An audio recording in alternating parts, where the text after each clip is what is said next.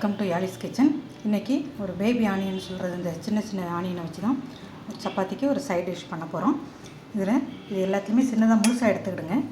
இந்த மாதிரி உள்ளதில் ஒரு மேலே இந்த மாதிரி ஒரு ப்ளஸ் மாதிரி போட்டுவிடுங்க. கிராஸ் இது போட்டு ஃபுல்லாக கட் பண்ண வேண்டாம், ஆனால் இந்த மாதிரி கட் பண்ணியிருக்கணும்.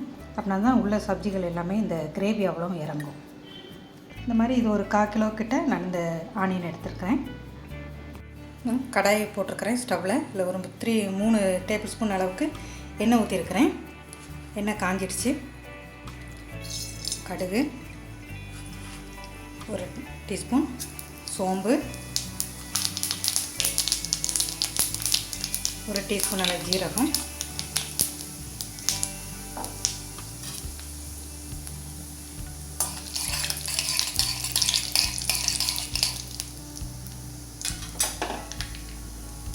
நல்லா பொரிஞ்ச உடனே ஒரு மிளகாயை கட் பண்ணி போட்டுக்கிறேன்.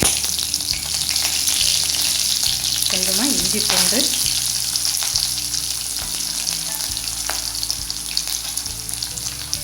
இப்போ ஒரு மீடியம் சைஸ் வெங்காயம் கட் பண்ணி வச்சுருக்கிறேன்.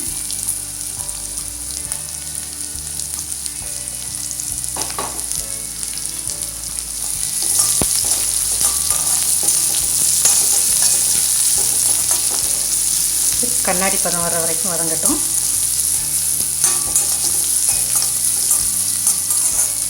இது வதங்கிட்டு இப்போ இதில் மீடியம் சைஸு 2 தக்காளியை மிக்ஸியில் போட்டிருக்கிறேன்.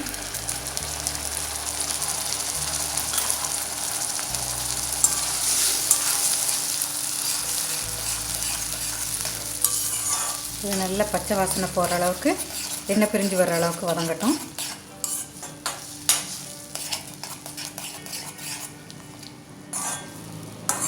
பச்சை வாசனை போன அப்புறம் பொடிகளை சேர்த்துடலாம். இப்போ பச்சை வாசனை போயிடுச்சு. இந்த ஸ்டேஜில் பொடிகள்லாம் சேர்த்துடலாம். இந்த 1 ஸ்பூன் அளவுக்கு காஷ்மீரி மிர்ச்சி சேர்த்துருக்குறேன். கலருக்காக நீங்கள் நார்மல் மிளகா பொடி போனாலும் போட்டுக்கலாம். 1 ஸ்பூன் தனியாத்தூள், 1/2 ஸ்பூன் அளவுக்கு மஞ்சத்தூள்,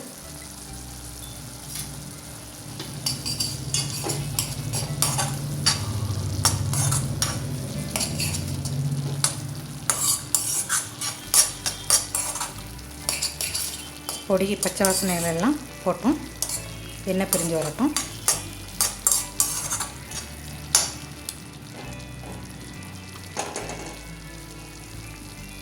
இப்போ இதில் பொடி பச்சை வாசனைகள் எல்லாம் போயிடுச்சு. எண்ணெய் பிரிஞ்சு வந்துடுச்சு பாருங்கள். இந்த ஸ்டேஜில் 1 கப் அளவுக்கு தயிரை நல்லா பீட் பண்ணி வச்சுருக்கிறேன். இதை சேர்த்துடலாம்.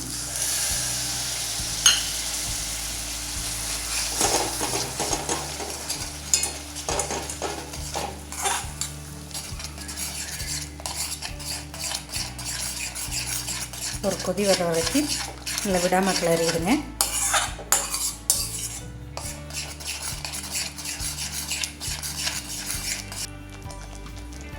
இப்போ இதில் நல்லா கொதி வந்துட்டு எண்ணெய் பிரிஞ்சு வந்துட்டு இந்த சப்ஜிக்கு தேவையான உப்பை போட்டுடலாம். தேவையான அப்புறம் பார்த்துட்டு போட்டுக்குங்க.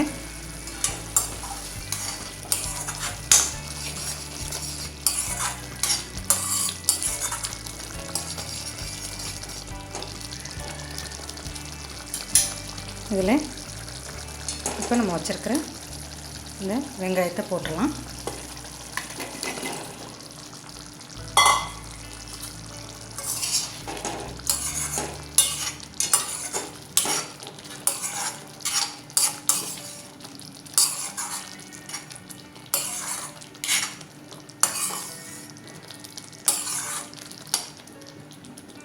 இப்போ இந்த வெங்காயமெல்லாம் நல்லா வேகிற வரைக்கும் மூடி ஒரு 10 நிமிஷம் ஸ்லோ ஃப்ளேமில் வச்சுருங்க.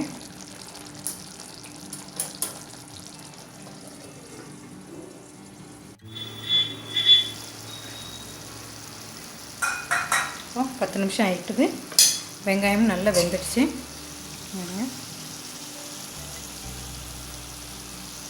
இது செமி கிரேவியாக தான் இருக்கும், ரொம்ப கிரேவியாக இருக்காது.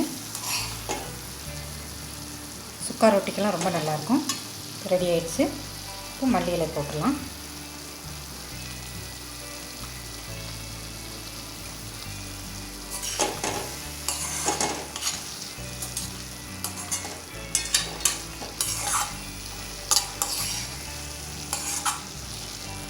பேபி ஆனியன் சப்ஜி ரெடி ஆயிடுச்சு.